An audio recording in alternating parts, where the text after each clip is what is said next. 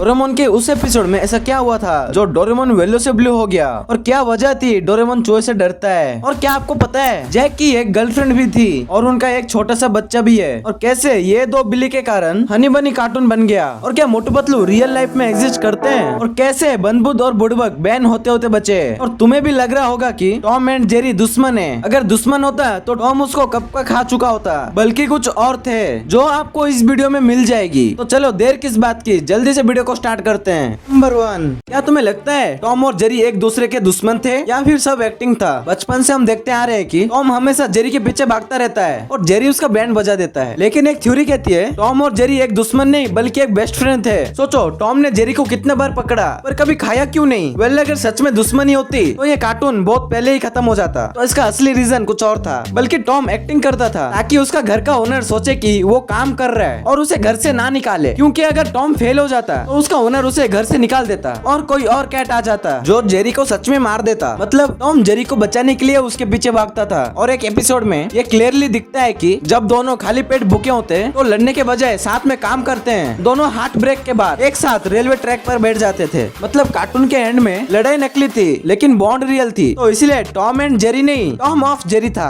Number 2, भाई एक school जहाँ पढ़ाई कम और पनिशमेंट ज्यादा। अब आप समझ गए होंगे मैं किस कार्टून की बात कर रहा हूँ, पर भाई ये इतनी फनी रिलेटेबल शो होने के बाद भी ये अचानक से बंद क्यों हो गया? तो देखो ये कार्टून किसी कॉपी बेस्ड नहीं था जैसे कि निंजा हथौड़ी और डोरेमोन, बल्कि प्योर इंडियन स्कूल लाइफ से इंस्पायर्ड एक ओरिजिनल कॉन्सेप्ट था। इसलिए इसमें दिखाई गई मस्ती, प्रैंक्स और पनिशमेंट सब रियल जैसी लगते थे, और हर एक एपिसोड का एक सिंपल पैटर्न था। बद्री और बुधबक कोई शरारत करते और सिचुएशन आउट ऑफ कंट्रोल हो जाती थी, और लास्ट में क्या होता था वो तो आपको अच्छे से पता है। तो देखो ये शो 2015 में GQ चैनल पर स्टार्ट हुआ था जहाँ इसे पॉपुलैरिटी मिली। फिर बाद में इसको डिस्कवरी किड्स, कार्टून नेटवर्क और बिग मैजिक पर भी दिखाया गया। टोटल मिलाकर इसके 3 सीजन्स और 150+ एपिसोड्स बने, और हर एक एपिसोड शॉर्ट और फास्ट होता था। अब सबसे बड़ा प्रॉब्लम ये है कि 2017 में GQ चैनल बंद हो गया। जब ओरिजिनल चैनल ही बंद हो जाए तो नया एपिसोड्स के लिए न फंडिंग बची और न ही प्लेटफॉर्म। और कुछ पेरेंट्स ये भी कंप्लेन किए थे कि इस शो में टीचर्स की रेस्पेक्ट कम दिखाई जा रही है और बच्चे उससे इन्फ्लुएंस हो सकते हैं। ये सच तो है, लेकिन इस पे कोई ऑफिशियल बैन या लीगल एक्शन नहीं है। तो ये शो फ्लॉप नहीं हुआ, बस जहाँ से स्टार्ट हुआ था वही सिस्टम बंद हो गया। नंबर 3, ये जो आप ब्लू कलर के डोरेमोन देखते हो वो पहले ब्लू कलर का नहीं बल्कि येलो कलर का था। और आपने नोटिस किया होगा कि डोरेमोन का कान भी नहीं है, जहाँ तक कि डोरेमोन की बहन डोरामी के कान है। और क्या वजह थी डोरेमोन की कान को हटाना? तो देखो स्टोरी शुरू होती है 2112 से। वेट भाई हम तो 2026 में जी रहे हैं और ये 2112 यानी फ्यूचर कहाँ से आ गया? अगर आप डोरेमोन के सबसे बड़े फैन हो तो ये जरूर सुना होगा कि डोरेमोन फ्यूचर से आया एक रोबोट है जो नोबिता के हेल्प के लिए आया है, और इसलिए 2112 डोरेमोन का बर्थडे भी माना जाता है। और आप मानो कि ना मानो डोरेमोन का कलर येलो ही था और कान भी थे।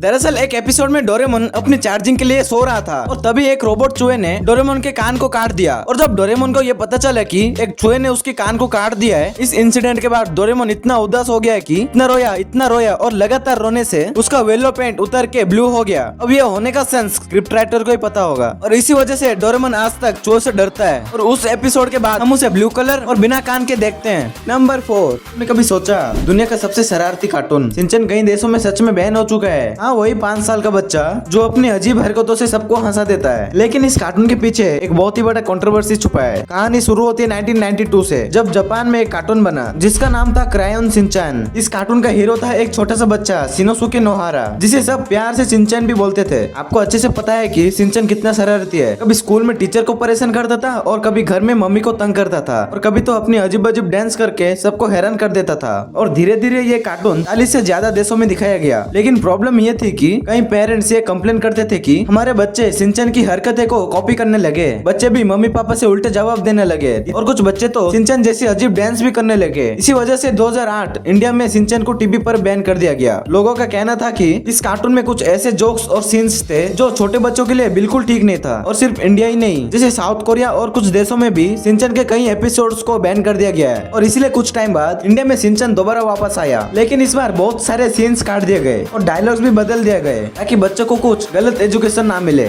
नंबर 5, इस क्या है ग्रिजी एंड द लेमिंग्स में इतना कुछ हो जाता है, लेकिन ये अलग कंट्रीज में साइलेंट क्यों रहता है? अब मैं तुम्हें बता दूं, दुनिया के हर देश में ये कार्टून साइलेंट है, लेकिन इंडिया में ये बोलता है। तो देखो ग्रिजी एंड द लेमिंग्स असल में फ्रांस के कार्टून है, जिसे बनाया था एंथोनी रडल्ट, जोसेलिन चेरियर। इसका पहला एपिसोड 2016 में रिलीज हुआ और धीरे धीरे ये कार्टून पूरी दुनिया में फेमस हो गया। इसे अलग अलग कंट्रीज में साइलेंट इसलिए रखा गया ताकि दुनिया का कोई भी बच्चा बिना लैंग्वेज के समझे भी और एंजॉय भी कर सके। लेकिन इंडिया में इसे चेंज किया गया और कैरेक्टर्स को फनी आवाज दी गई। थोड़ा बीटीएस देख लो।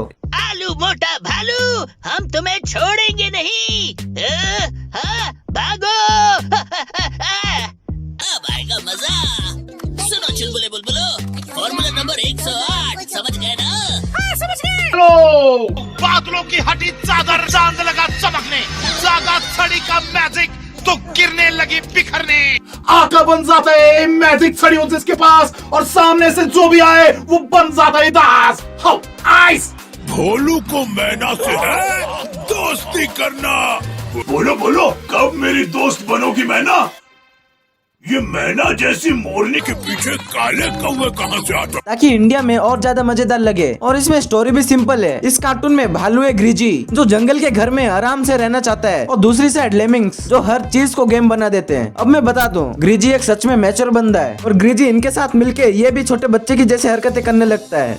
नंबर 6, क्या तुम्हें वो दिन याद है स्कूल से घर आते ही बैग को एक साइड फेंकना, टीवी को ऑन करना? जब एक छोटा सा निंजा अपनी दोस्त केनिची की हेल्प करता था और हम सब मजे से टीवी के सामने बैठकर उसके निंजा टेक्निक्स देखते थे, लेकिन उसकी बैक स्टोरी आप नहीं जानते। तो देखो, 1964 में फुजिको फुइजो ने एक कॉमिक बनाया जिसका नाम था निंजा हथौड़ी, जो इंस्पायर्ड है एक रियल निंजा से जिसका नाम था कांजो, जो जापान के एक फेमस समुराई और एक निंजा लीडर थे। अब सोचने वाली बात यह है कि ये केनिची के घर में क्यों रहता है। दरअसल हथौड़ी एक्चुअली केनिची की मदद करने के लिए उसके घर में रहता है। अब इस कार्टून में मेन 3 फनी सीन्स होती है। जब हथौड़ी का छोटा भाई शिंजो हथौड़ी जब अपने मुंह से निंजा फायर अटैक करता है, और हथौड़ी का डॉग शिशिमानु भी एक निंजा से कम नहीं, क्योंकि ये जब कुछ भी करता है तो आहा जैसी फनी आवाज निकाल देता है। और तीसरा वाला तुम कमेंट में बता देना। और इन सब का दुश्मन केमुमक, जिसे इंडिया में अमारा नाम से जाना जाता है, जो कि ये एक रिबेल निंजा है, लेकिन ये कभी भी बताता नहीं है कि मैं एक निंजा हूँ। तुम ही सोचो, स्टोरी में कपल हो और उसमें विलेन ना हो, ऐसा कभी हो सकता है क्या? और जो हथौड़ी अपनी मिशन में थ्रो स्टार्स, स्मोक बॉम्ब्स और रोप टूल्स जो यूज करता है, ये सब भी एक रियल निंजा टूल से इंस्पायर्ड है। नंबर 7,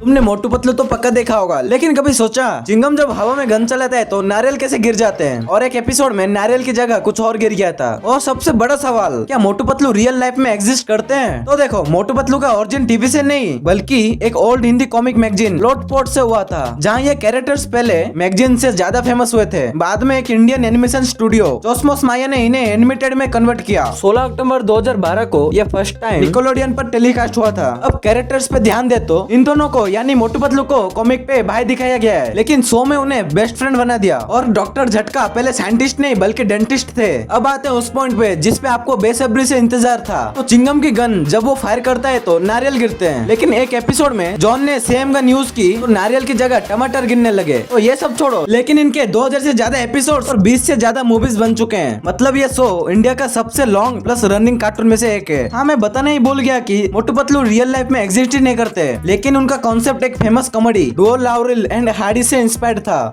नंबर 8, ये जो मोगली कार्टून तुम मजे से देख रहे हो, इसकी कहानी पहले कार्टून में नहीं बल्कि एक बुक से शुरू हुई थी, जिसे लिखा था रुडयार्ड किपलिंग ने साल 1894 में। इस किताब का नाम था द जंगल बुक। मजेदार बात यह है कि ये कहानी इंडिया के जंगल से इंस्पायर थी। लेकिन एक सवाल मैं आपको पूछता हूँ, अगर उसका जवाब आपको पता नहीं है तो जरूर सब्सक्राइब करना पड़ेगा। तो बताओ मोगली का मीनिंग क्या है? तो देखो, इसका मतलब होता है छोटा मेंढक, क्योंकि वो बिना कपड़ों के रहता है और उसकी स्किन सॉफ्ट होती है। फिर 1967 में डिज्नी ने इस कहानी को पूरा बदल दिया। फर्क इतना था कि पहला वाला थोड़ा डार्क था और दूसरा वाला फनी और कॉमेडी थी, जिसे मोगली दुनिया भर में फेमस हो गया। नंबर 9, कैसे 2 बिल्लियों की वजह से हनी बनी कार्टून बन गया? तो देखो, एक दिन मिस कटकर पेट लेने गई थी, पर उन्होंने महंगी बिल्ली को छोड़कर उन 2 अनाथ बिल्लियों को चुन लिया, क्योंकि उन्हें प्यार की जरूरत थी, पैसे की नहीं। ज्यादा तो नहीं बोल दिया। और फिर उन दोनों बिल्ली का नाम रखा गया हनी और बनी। हनी तो बड़ा था पर दिमाग तो बनी का ज्यादा तेज था। लेकिन थोड़ी देर बाद एक तूफानी रात में एक छोटा सा तोता नीचे गिर गया, फिर उसको भी बचाया गया, जिसका नाम दिया पोपट। यानी ये तीनों खून से नहीं पर दिल से परिवार बन गए। लेकिन सबसे अजीब बात यह है कि पोपट है तो तोता पर मिर्ची से डरता है, जबकि असल में तोता मिर्ची का सबसे बड़ा शौकीन होता है।